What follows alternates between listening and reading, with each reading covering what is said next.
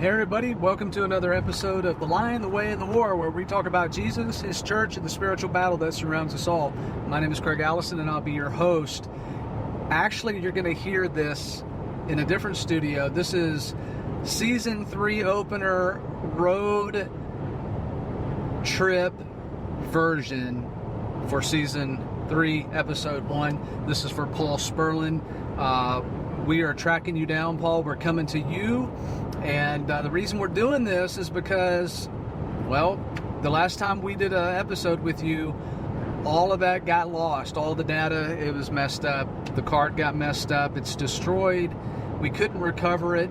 And so I'm not about to miss that episode because it was fantastic. So we are coming to you, headed to Atlanta, Georgia. It is early in the morning. We are tired, but that's okay. We're going to make this happen. So, This is us on the way to you, and well, we'll see you in a few minutes.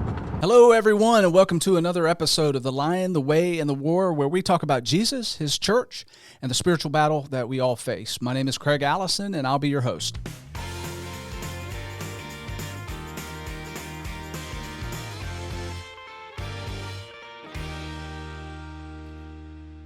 All right. Hey, welcome to Season 3, Episode 1. This is a little bit different than we normally do. As a matter of fact, you may be noticing that our background is different. I'm actually not in the studio today. I'm doing a road trip.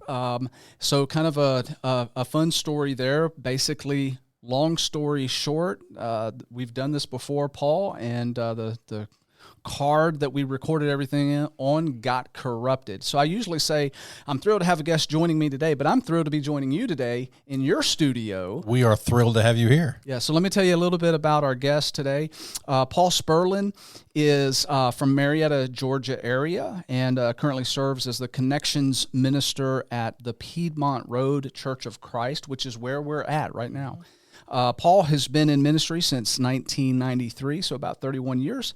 He served for 3 years in the United States Navy in the Persian Gulf and is a graduate from Southern Christian University. He holds a master's in ministry from Faulkner University, and Paul is one of the creators of the Ministry League app. We're going to talk a little bit more about that and the website. Serves on the board for the Exposure Youth Camp, as well as one of the hosts for the weekly John and Paul show. And correct? John and Paul show. And Coffee Conversations with Les and Paul. Paul, it is my honor to welcome you to the very first episode of Season 3. Thank you. Thank you for having me, and it's good to have y'all here with us. Here. So I've enjoyed the trip down here. We have a little bit that our viewers saw of the road trip coming down, just a few things. Cool. Like I said, first time for us to have a road trip, so it's interesting. We've juggled some stuff around, and we're going to make all of this work. But I always like to begin when I talk to guests, talk a little bit about family. And first of all, thank you for your service to the country in the Navy. Talking about that, what did you do in the Navy? I was a machinist mate on an aircraft carrier, and also studied what's called Mastered Arms. It's security MP in the Army, but Navy. Kind of security work. Doing that, and really enjoyed it. Aircraft carrier for 3 years, and that was my only place I was at. And served my country. Got some GI Bill money to go back and finish school. Awesome. Yeah. So you never jumped in one of the planes and took off? I jumped in a helicopter and took off. Okay, but not an airplane. Okay. Slept just underneath where the hangar bay is, so I heard it quite often. That's got to be a neat experience to watch those things take off and land. It's pretty amazing. Yeah. Pretty cool. So you've been married for how long? 26 years. 26 years. And did y'all just have an anniversary? We did. We did the 18th of July. Okay. Yeah. And you've got how many children? 2. Okay. Lainey is 16, and Tyler is 10. Okay, 16 and 10. And Lainey just got her driver's license, correct? About 6 months ago. So she is, in fact, me and Stephanie, my wife, we were just making the discussion earlier today how she has a lot of independence for someone her age. Yeah. Probably too much, more than I had when I was a kid. Well, you still have your hair. I do. So far, so good. So I lost quite a bit as my kids turned that age and got behind the wheel of a car, because that's a scary thing for a dad. Oh yeah, for sure, especially So daughter. I want to ask you, because you're involved in a lot of different aspects of ministry. Just being here and seeing all the stuff that you guys are doing.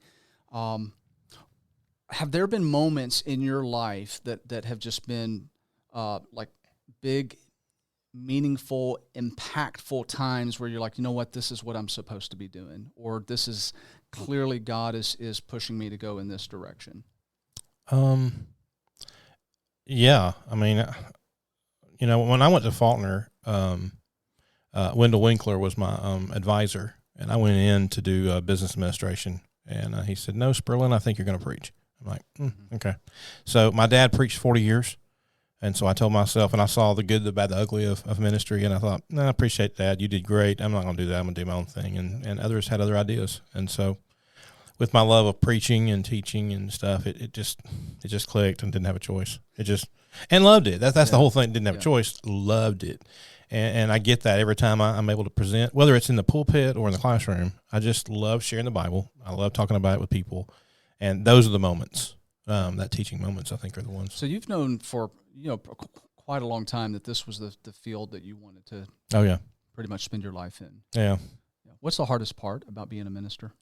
For me, it's time away from family. I try my very best to include them in some of the things we do, like summer series stuff. I'm going a lot, and try to take Lainey with me, my daughter, or she'll watch Ty, and try to take Stephanie with me. Just whatever I can do to make the family a part of what I do. And some guys, they just take the strollers along when they go places. Yeah. But it's been difficult for me to do that because it's just. I was a youth minister for the majority of 20 years.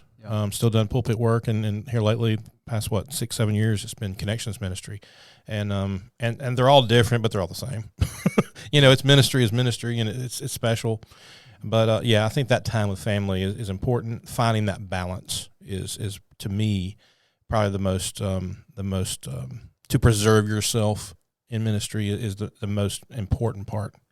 This is something that I've struggled with. You say that. I know we have ministers and youth ministers both that have been on the show and that I know listen to the show, and that balanced work-life schedule in any job is hard, but it gets really complex when you're working for the Lord, and trying to find where you have to back up from that and spend time with family, because then you almost feel like, well, I'm basically, pushing God away now to spend time with my family and do.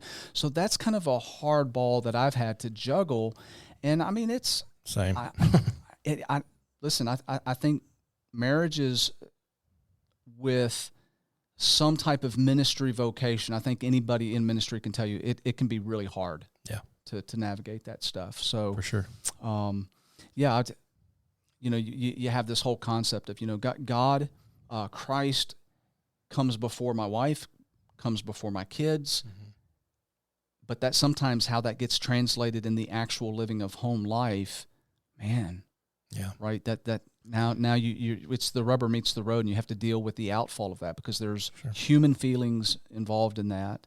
And I know me and my wife have had some real tough conversations about that very thing. Yeah. Well, I had an opportunity to watch my dad in the vineyard, so to speak, and to watch him work, and always pleasing people, always working, and there was times I felt like that he was probably with the church folks a little more than he was with us, but he still, on those Saturdays, he was there for those football games, and he was my pitching coach when I played baseball, and so he found a way to find a way, and so I try my very best to do that as well, but I also find, and this is kind of, I guess, showing my heart a little bit more than I wanted to, but I find myself always wanting to put myself in a position where I'm very difficult to replace.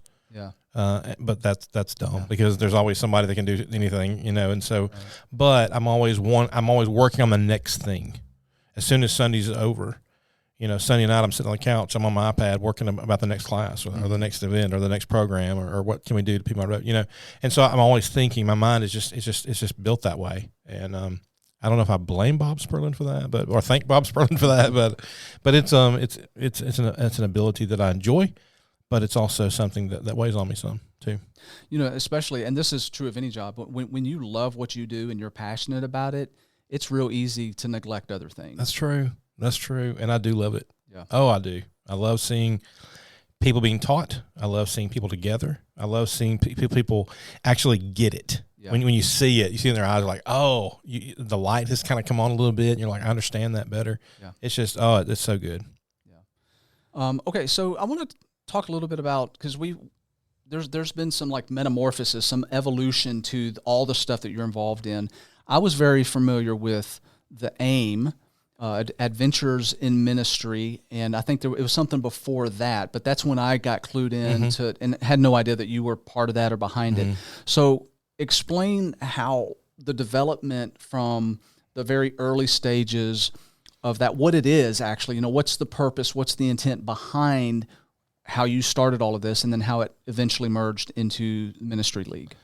Back in the 1900s, which was like 1999, 2000, me and a friend of mine, Corey Brewer, who was a youth minister in Vernon when I was in Hamilton, and we had this conversation last time, I'll just say, and Larry Davenport, he was over in Winfield doing this little event called CYC, and so we all had different things we were doing, and it was really cool how it's all developed into what it is, but Corey and I thought, let's have a website that is something to put material on to help youth ministers. First of all, it was for youth ministers. Okay. And then it was called the Sounding Board. And then I had another friend he came up to me and he said, I've got this URL. It's called adventuresinministry.com. Would you want it? And I'm like, yes, I love that. That sounds better than what I had. So he jumped on with us. We did a podcast together. Talked to some really awesome people and just really started doing, that's when we started the podcasting. So really all that started in 2000. Before anybody knew what podcasting anybody knew what it was. Yeah. It's like, what are we doing here? Just recorded this. I'll take care of it. I'm like, okay. Yeah. So it was really neat. And that's how it started. And then, Adventures in Ministry continued and turned into an event. And we thought, well, let's have an event to go along with this. And we did that in Gardendale, Birmingham, Alabama. Got real big in Birmingham, and Faulkner University called and said, do you mind, my alma mater, and said, do you mind bringing that to campus? And I'm like, well, sure, that'd be great. Because then we can use the dorm rooms and with less hotels, less homes. Right. Because sometimes folks don't want folks in their house. Sometimes they do. Yeah. And like, let's do this. And so AIM conference went to Faulkner.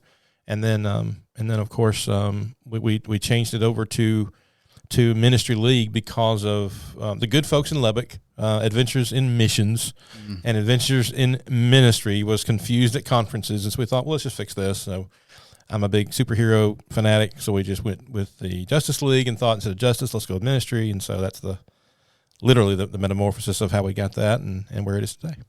Awesome. And okay, so now also the EYC is a thing too. Yes. So explain what that is and your involvement, how you're involved in EYC. There are 10 people on the board for Exposure Youth Camp. For the past 18 years, I've served as president of the board. It's a team effort. It's some of the best people I know, and we've been doing this a long time. You said 18 years. 18 years. I did not realize that EYC had been a thing for 18 years. It has been a thing for 27 years. Okay. Yeah. Longer than that. So I was on a subcommittee with Exposure for about, 7 or 8 years before that. Okay. So, yeah, there was 5 guys in the Montgomery area who started it back in 1998. Wow. Okay, and so it's developed into something pretty large. Most of our listeners and watchers, they know CYC because it's a huge event in Gatlinburg. Had Larry Davenport and his wife JJ. Saw it, love it. So they were here. Yep. But this is a kind of a different thing and a different place. So what's the differences between EYC and CYC? CYC is phenomenal for youth groups. You go to the mountains, you go to Sevierville, you go to Pigeon Forge, the LeConte Center, and enjoy some of the same speakers we use. So we know good people, so we use good people. David Shannon, Lonnie Jones, guys like that, and so you can go to an event at CYC and then afterwards go to a cabin, a chalet in the mountains, and have your own retreat. And that's actually, Larry mentioned that in the last show, but it is what that does. Exposure Youth Camp is in one location, and we handle all the housing. So I literally this week have worked on about 8 to 10 hotels in Huntsville that all of our attendees will be staying at. And then it all starts October 1st. It's a big deal. Everybody wants to get in because everybody wants to be in the Embassy Suites because that is where the atrium singing takes place. And then that's where it's connected to the Von Braun Center, which is the one location where everything's at.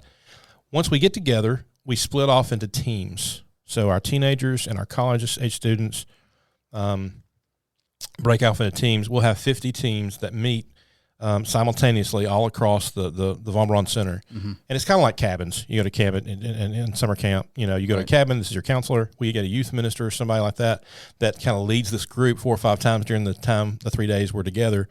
And that's really the heartbeat of Exposure Youth Camp. Yeah. It's the meeting other people. So we'll take 3 people from this youth group, 3 people from this youth group, and 4 or 5 different youth groups come together.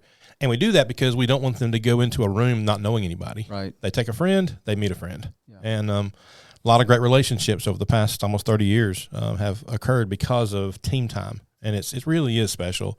And a lot of people come because of that. And it's a 2-day event, 3 days? It's 27 through 30, okay, regardless of where it falls. So this year we finish on the Lord's Day. Okay. And so that's fine. It works out that way. So yeah, we're definitely excited about that. So you mentioned the atrium singing, and this is how I first really got clued into EYC, because I was on YouTube and just, kind of surfing around, and I saw this video pop up on my feed that had, and this hotel you guys stay at, so it's all the rooms face into this huge atrium, and there's numerous 10 floors, and so all these kids are out on the balcony facing towards each other and into the atrium, right? And you can look down. There's like plants and stuff down there at the bottom, and they're all singing a song. They are, and I'm looking at the views, man. This thing went viral. It did, like thousands and thousands, and I don't know. It was like 100,000 more, maybe even. I don't know. It was a lot. Yeah. And so it was just absolutely amazing to listen to. And as a matter of fact, let's play a clip of that, because I want the viewers to listen to hear what this actually sounded like. That'd be great.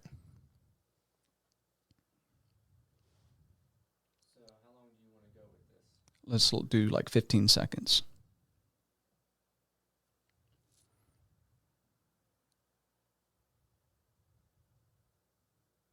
Okay, that gives me chill bumps. That is absolutely amazing. It is awesome. But you guys have the whole rented.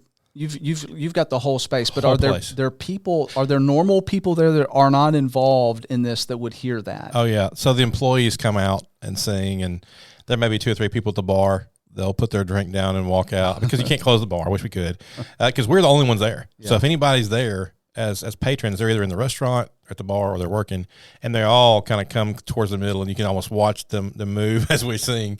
Because you got to understand, we've got almost 10 hotels of people in one hotel. And we've asked the staff there. We've asked the general manager. We've asked the director of sales. He said, is this safe on all these floors? I mean, there's a lot of people. It's packed. Yeah, 10 floors of people, and they're like, it is safe. It is fortified. We have asked. We've made sure. Yeah, we want this here. They want it there because it helps them as a hotel, because of the attraction because we had over 250,000 people that watched it, views, the first year, and that was in 2012. So it doesn't matter who started it, but I think we might have. Yeah. But I do know that in 2014 we moved to Atlanta for 1 year, and now that I live in Atlanta, sorry guys, I really wish it was still there. But anyway, when we were there was the Peach Bowl was going on, and Texas Christian University was staying in the hotel at the Marquis Marriott where we held Exposure Youth Camp in 2014. Ironically, the name of the thing that year was Big. God is big. So we thought one place for everybody would be great. Parking was horrendous, so obviously we left. But it was really neat during that atrium singing in the Marquis Marriott in Atlanta. What's that, 50 floors? We go there for Lives Leaders. 50 floors, to see these players and staff of TCU to come out and sing with us was incredible. In fact, the AD of TCU sent me a letter after it was over and thanked us for our event, for what it meant to their players, and the impact that it made. It does something to me even still when I talk about it. It's just really cool. Yeah. And that's one of those things that, I mean, if you're there and you're part of that, you're seeing that stays with you. That's a memory burn. I mean, it stays with you forever. It is. And we see other groups that do those, other groups that they're starting to do those, and I'm glad they're doing those. That's great, because to try to encompass that singing, it's tough to catch, but once you get it, like you said, it's very special. It's not. I was thinking about, the first time I saw like a kind of a staged flash mob kind of deal. I didn't see anything like that until after the atrium singing. I wonder, like, how many of those things that we now see, the flash mobs where one person starts singing, you're in the mall, the atrium in a mall, and then, you've got this chorus join in and people are videoing and stuff. Like, the first thing that I ever saw on the internet, anything like that, was the atrium singing from EYC. Exposure. Yeah, it's pretty cool. It is, and we're excited to be able to be a part of something special that people gravitate towards. Yeah. I'm going to shift gears because I want to talk. You have a heart for youth ministry, and obviously AIM was geared towards resources for youth ministers. So I want to talk a little bit about youth ministry. So we're doing all these things, and we've been doing them for some time now. As far as like these robust youth programs, and I know families will decide to either worship or not worship at a church or a particular congregation based on the youth program. That's a fact. Yep. And so, I've got 12 plus years of experience in campus ministry at a university, the University of Tennessee, Chattanooga, which I'm no longer the campus minister there, but I would see the product of these programs, these kids coming through, and I heard lots and lots and lots of stories. And what surprised me really was, some of the kids that were coming from these, what we would consider robust youth programs, had very shallow roots. And they ended up leaving the church. They ended up walking away. And it was typically the ones that I think you and I would look at and go, that's not much of a youth program, but they had a lot of intergenerational stuff going on at their church. They had some really special things happening. They may not have had a massive youth program, but they had, again, these connections where the kids felt part of the church. Those were the ones that stayed. So what are your thoughts about that? Well, you made a point. It's really about the attention. It's about the connection with people. In youth ministry, and I mentioned about 20 years, my focus was always the fringe. It was that outside circle. I tried my very best to minister to the kids that were inside that circle, but they were going to be there regardless. Parents would make sure they're there. They'll be at class. They'll be at worship. If there's an event, they'll be there. That's great. But you have these kids on the outside that it's a hit and miss. If we don't make connection with those fringe kids, we're going to lose them. Yeah. And it's almost the same situation, and this may be a question you're going to ask in just a minute about the college ministry area, because I was at Faulkner for almost 10 years, and I saw the success. I mean, you do on a Christian campus. Are you kidding me? Yeah. And you see it, even at UTC. I mean, it's right there. Right. They're together. It's so easy to do. But some congregations don't have that ability. What do we do to connect with those people? I really think it's about the attention and the connection that is made. You need someone, and not one person. It takes more than one person to educate each other, to look for and be almost defensive driving on souls. Yeah, if you see someone who's not connecting and they're on the outside, and you see them occasionally, that's the people you need to sit next to. That's the people you need to talk to, and it's really about attention. Yeah, but, you're talking about intentionality, and I think we forget that a lot, especially as we get involved in all these different aspects of church and wanting to have the best stuff, to attract people. And this is, so I'll transition a little bit in because this is related.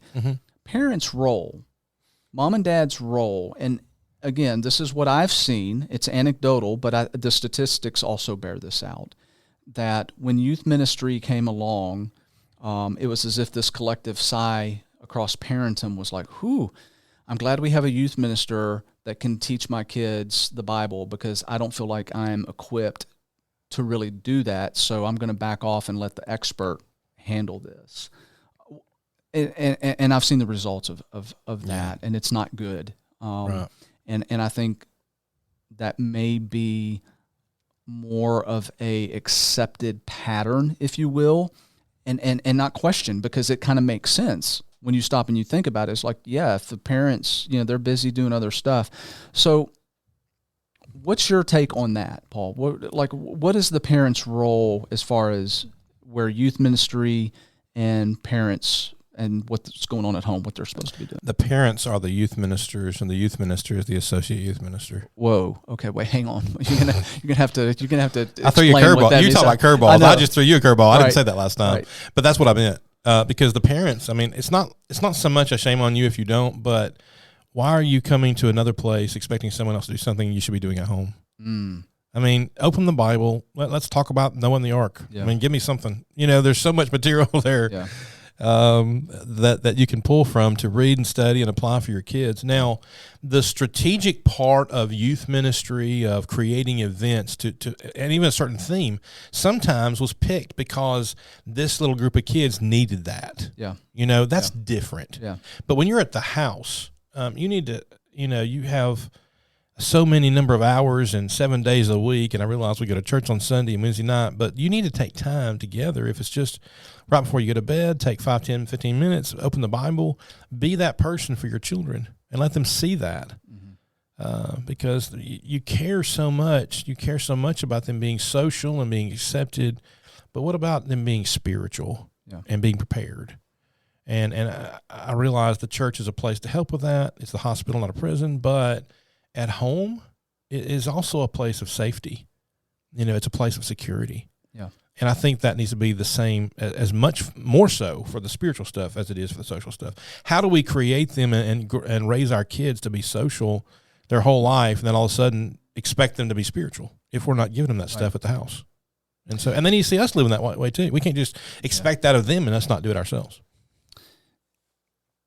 Okay, so I think a lot of parents do their best to do that. But I also know, I know that there's a ton of parents who are not doing that. Right. And I've thought a lot about this, and I'd love to have your thoughts on this. Our current society, our current culture has created a system where listen, for the moms and dads that are listening, this first, and youth ministry, it's going to sound like I'm against youth ministry. I'm not. I'm not against youth ministry at all. But I see a culture where moms and dads are working hard. Their kids are involved in all of these extracurricular activities at school. Good stuff too. I'm not knocking that.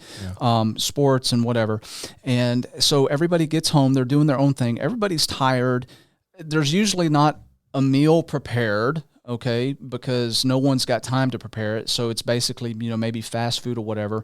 And everybody, when they get home, goes to their separate rooms, does homework, eats their meal. Schedule takes over. Maybe has 10, 15 minutes or whatever, maybe playing video games, watching Netflix or whatever. And so that's kind of the typical thing that's happened. And all of a sudden you wake up one morning and your kid's a senior in high school about to graduate, and that's what they've done their entire high school career. Yet we expect them to stay plugged into church when they go away from home. Right. So all of that I guess, ask you a question. Why have we gotten off track? Like, why is that the normal thing now? And what do we do to fix it? Like, how do people in your position and my position, what do we need to be doing to fix that problem and get parents' attention so they know, okay, even though that's normal and you've been doing that and you think that's okay, it's not okay at all. No, it's not. First of all, elders, youth ministers, staff, deacons, people in leadership positions, you need to have a meeting with your parents. You need to focus and make sure they focus on wherever they are now, whether they have a senior in high school or somebody just now hitting elementary. Y'all need to start working today. Whatever's happened in the past, don't let the world take over. I know that's easy to say.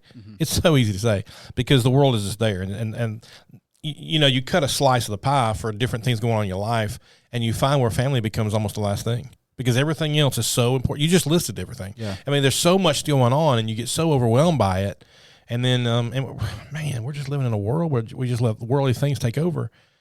We just got to put a halt on some stuff. Yeah. We got to stop, and we got to make room for the important things. And if we don't, we're going to lose them, and we are losing them. We are. It's unfortunate, but we are losing them because leadership and people are not talking to parents and educating our parents. And we got great parents. We really do. I know they care. I know they do. And some of them are like, well, I don't know what to do. I'm not equipped for this. Like you said, you have a degree. Can you help me with this? I do have a degree. But here's the thing. We all have the Bible. And you have a relationship with your kids I'll never have. And I hope I will never have the relationship you have with your children. Yeah. Even as a youth minister, I want kids to like me, but I want them to love me more than they love you. You're not there to replace the parent. That's the point. Yeah, that's my whole thing about the youth ministers, the associate youth minister, and the parents of the youth ministers, because they're the ones that are with them most of the time, or should be. And you need to bring that enlightenment to them and to say, please spend time with your kids. And if you haven't been doing that yet, just start now. Well, and you know what's crazy, Paul, is that I've talked to youth ministers who have worked with these kids, and the parents get mad at the youth minister because the kids walk away from the faith, and now it's the youth minister's fault. Yeah. And the expectation is you're somehow going to transform their kid who's not getting any spiritual education at home, and you're going to blame that on the youth minister who only gets maybe 3 hours a week with them when you've got all the other hours with them. I was about to say the very same thing. You got a couple hours on Sunday and one on Wednesday if they go. And you expect us to be the ones to fortify their spiritual life? We do the best we can with what we have. And I will say this, and I taught youth minister, training guys to be youth ministers at Faulkner. Yeah. And I told them, your time are those 2 hours a week. You get them in Bible class on Sunday and Bible class on Wednesday. Take advantage of that time every moment, every second, because that is your time with them in Bible instruction. Now, retreats are great. Yeah. I love retreats. I love camp. I love events. Obviously, I love events. But your time with them won't be as solid as that time in Bible class. That's important. To communicate that to parents, because sometimes youth ministers, when they get a job, they jump in, they see the kids, let's go. No, you need to start with the parents. Yeah. You have to start and build that relationship if you want a shot of it. And a lot of guys say, you know what, Paul, I think I want to have a class with my parents. I'm like, well, you should. Yeah. Yeah. And that's something I've learned later in my ministry is stop waiting until you're at the end of your career, the end of your time there to try to connect with parents. You need to do that from the very beginning. Get them on your side and make sure they know that you're on theirs. Yeah. And as soon as you do that, you build that relationship, it's going to make it much easier to minister those kids. Yeah. Well, it gets back to what you were saying about church leadership. Yeah. Needs to have meetings with moms Connect. and dads Yeah. and connect with them and say, this is your job. Mm-hmm. But, I've even heard some parents say, well, then what are we paying a youth minister for? That's kind of the thinking around this. And so how do we address that? Like, how do we get the parents to understand that, no, this really is your job? Like, it is a full circle thing. And yes, some people do bring in a youth minister, and I think it's great. I think youth ministers are great. I was one for a long time, and I love the guys that do that work. But they also need to make sure that's not the end all be all. Mm-hmm. It is not. It is not the end all be all. And this also goes back to even choosing the right youth minister. Yeah. This is maybe a completely different show. Yeah. but some people aren't built for ministry. Right. They say, well, I can't do math, I'll be a preacher. Well, shame on you and get out of my face. Okay, I don't want to talk to you. But it's like, just because you can't do this. Don't treat ministry that way. Yeah. If you want to preach. If you want to be a youth minister, be a youth minister. Be the very best you can be. Get that degree and help people with it. But communicate to parents that they are with them. They are with them more than you are. And the degree is there, and you're there to help. You're there to assist. And that's what it kind of goes back to the whole thing of being the associate youth minister to those kids. Mm-hmm. If you need help, I'm here for you. If you need support, I'm here for you. If you need to know what verse to go to, what to study, I'm your guy. But when it comes to that relationship, you have those kids, you will win over me every time and should. I'm thinking about what that looks like maybe in the future where we transition from youth ministers. Their time obviously is spent limited, albeit, with the kids, but really as much time may be being spent with the parents to touch base. And so the parents understand this is what you need to be studying with your kids at home each night around a dinner table or wherever. Because on Sunday when they come back, we're going to talk about this, and it's going to be apparent if you, as mom and dad, have not had meaningful conversations and study about this at home. Yes. Yeah. And so it may be. I mean, do the church leaders, church elders need to give youth ministers a little bit of teeth? On this, where they can actually hold parents accountable, and obviously, that navigating that where it's not like, where you don't have this going on. But well, first of all, a youth minister will be well worth his weight if he knows that his elders are behind him 100%. Mm-hmm. So there were times in youth ministry when I kind of wish the elders would get in the pulpit and say something about the youth program. But yeah, I definitely think that's definitely part of it. There was something you said earlier that I wanted to speak to when it came to all this. It's almost like it lost me completely, but it's kind of like what we do here. I'm an advocate of youth ministers, but I will say here at Piedmont Road we don't have someone in the position of youth minister.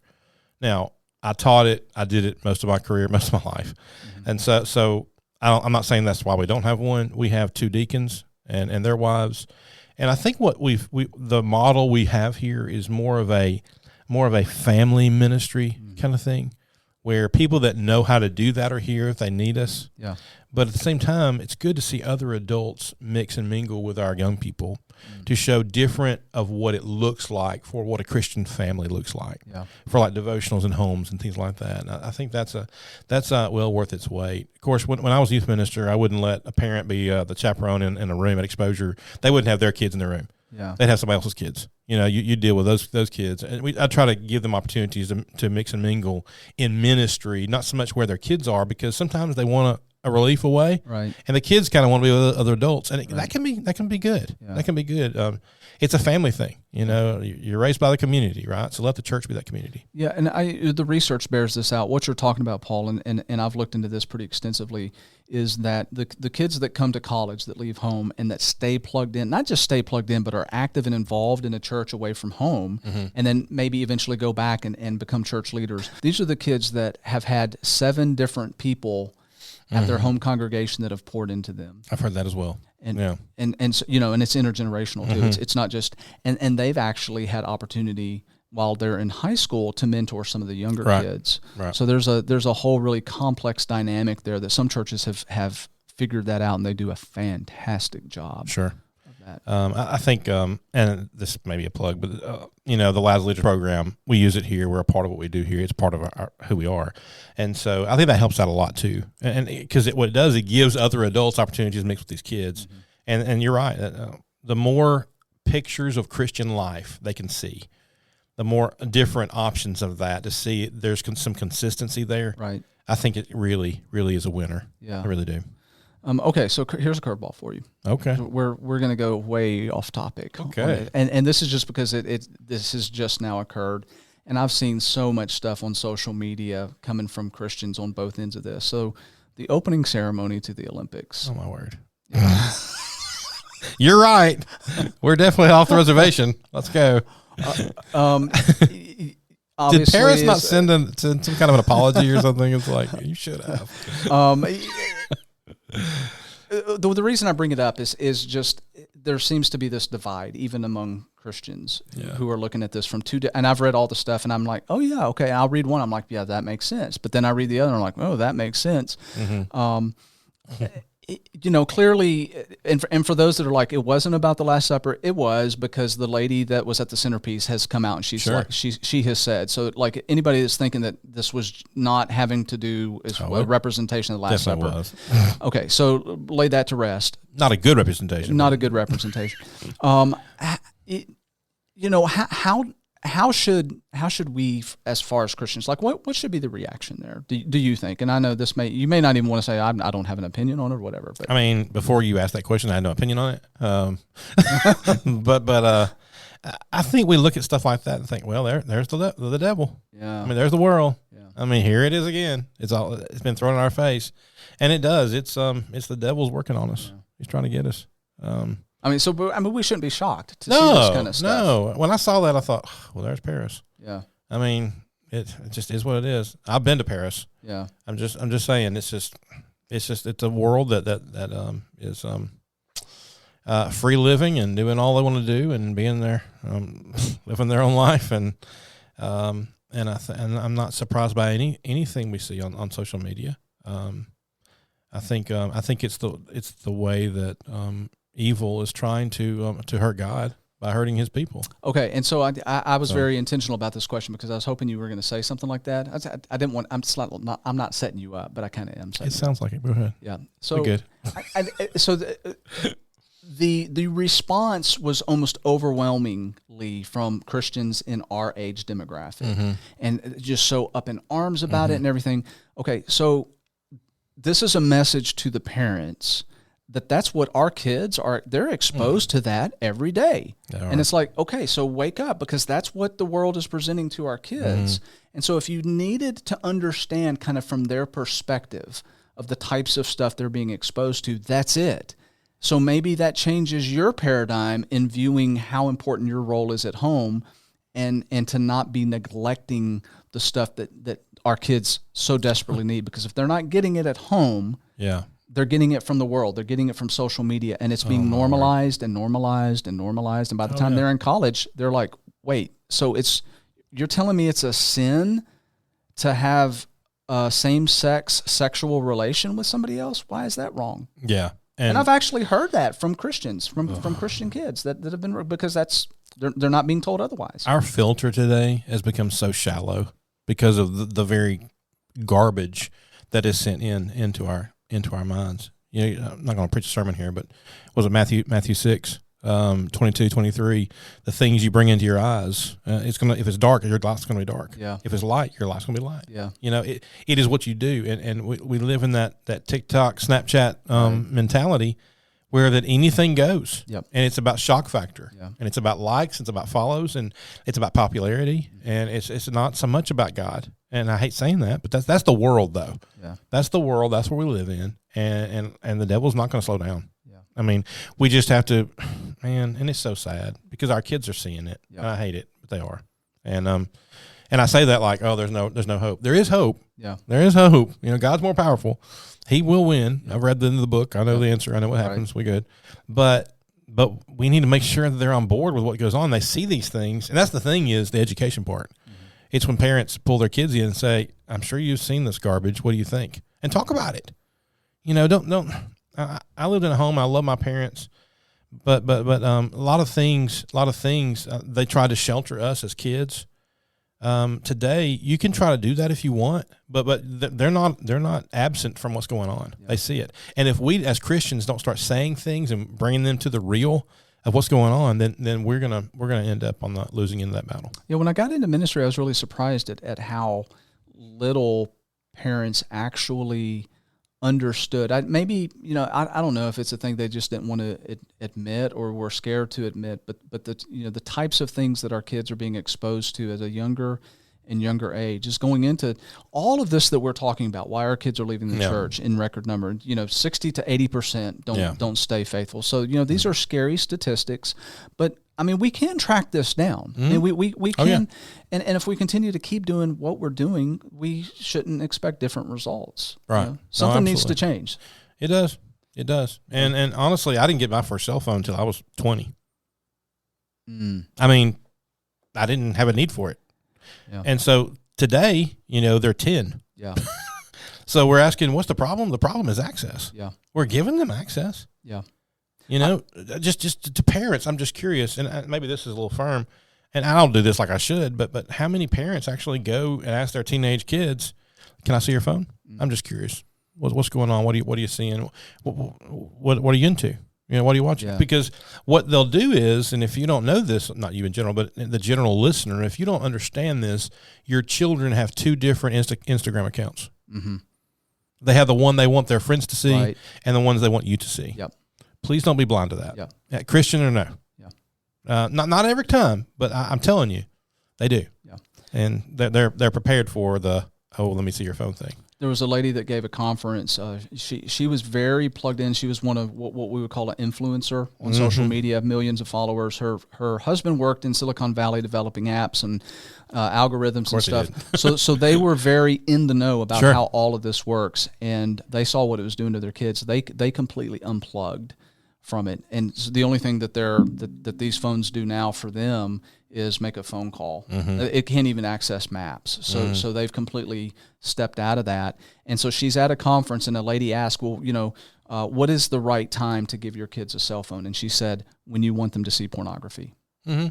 And that's so true because as I've researched that the average age now of exposure to pornography for our kids 9 years old. Good grief, 9 years old.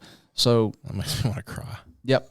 Wow. That's all of this to say that's the world we're in. Mm-hmm. What are we going to do about it? Yeah. And we can't just keep thinking, oh, youth minister's got this. He's going to fix it. It's going to be all good. You're right. And I don't have to have those awkward conversations with youth minister number 1 and 2. Yeah. Yeah, they are responsible for that. That's right. Yeah. The parents are responsible. Mom and dad. That's right. Absolutely. Okay, so I want to before we wrap up, I talk usually at the end of each episode. I talk about sponsorship.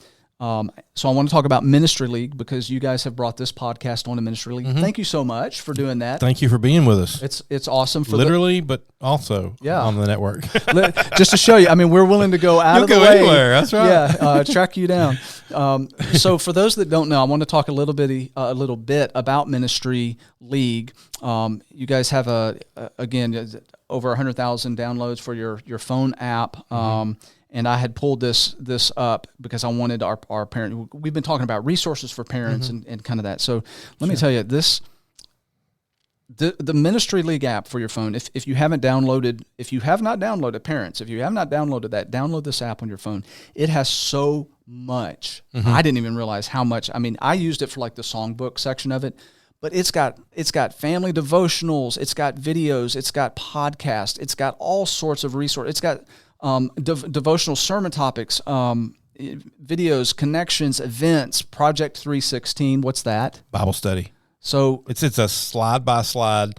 Next verse, this is what you say. Next verse, this is what you say. It gives you questions to ask. It's pretty neat. I mean, if you're a parent and you don't know where to start, this is your resource. This is your answer. I cannot say enough good things about this. As I started going through it, I'm like, oh my goodness, this is actually so robust. It's so well laid out. It's got incredible information here for parents and what you need to be doing as far as, if you need ideas for home and how to begin that conversation with your kids.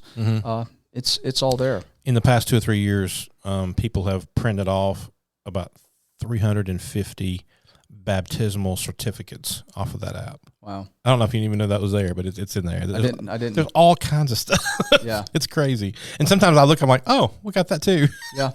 So to Tyler Brassfield and his team who put the app together for us. He's a youth minister in Texas, Fritch, Texas. Shout out to Tyler and his team that works on both Apple and Android, which, by the way, we've had issues with Android, but if you'll shoot me an email, paul@ministryleague.com, I can send you the side load option. So it's all there. And we've got. I think we're gonna show down at the bottom of the screen somewhere. We're gonna have a QR code. If you want to you can scan that. It's gonna take you right to it.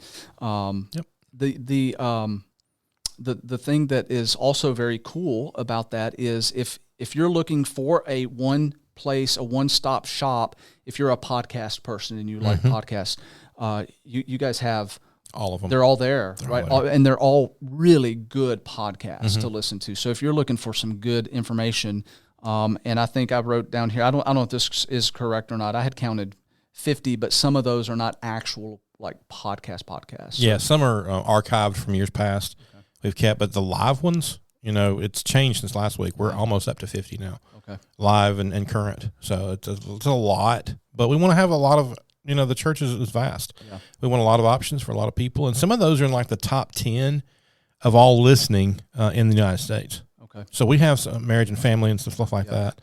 A lot of different things that a lot of people are listening to. They're going to it. So. Yeah. And for those of you that have been listening, this is a kind of a special type of pod. We deal with like specific types of things. We don't go too far afield from that. So this may be your type of podcast that you really want to listen to. If it's not, I guarantee you there's another podcast on Ministry League that has that. Absolutely. So anyway, as we wrap up, let me just ask you to give us feedback. We love getting feedback from you. If you have guests in mind that you would like us to talk to, shoot us an email at thelineTheWayAndTheWar@gmail.com. If you are interested in getting in touch with us, also you can email us at that address. We've got hopefully a lot of different things coming up, exciting things for Season 3. Paul, thank you so much for being on our first episode. Thanks for having me. Of Season 3. Pretty excited. I always like to close out with a scripture. Sure. You got one? I do. Okay, let's hear it. John 14, starting in verse 1. Jesus speaking to his apostles, disciples, sitting around the table as he's about to go and prepare heaven. And he's going to a place they can't go to right now. He says, "Let not your heart be troubled. You believe in God, believe also in me. In my Father's house are many mansions. If it were not so, I would have told you. I go to prepare a place for you. And if I go and prepare a place for you, I will come again and receive you to myself, that where I am, there you may be also. And whether I go, you know, and the way you know." Jesus was basically telling them to chill out. It's going to be okay. I'm going to prepare you a great place. And awesome. I can't wait for it. Yep, absolutely. Until our next podcast of The Lion, the Way, and the War, love one another, be kind to one another, and remember the Creator of the universe loves you so much that he gave up his only Son for you. Have a blessed day.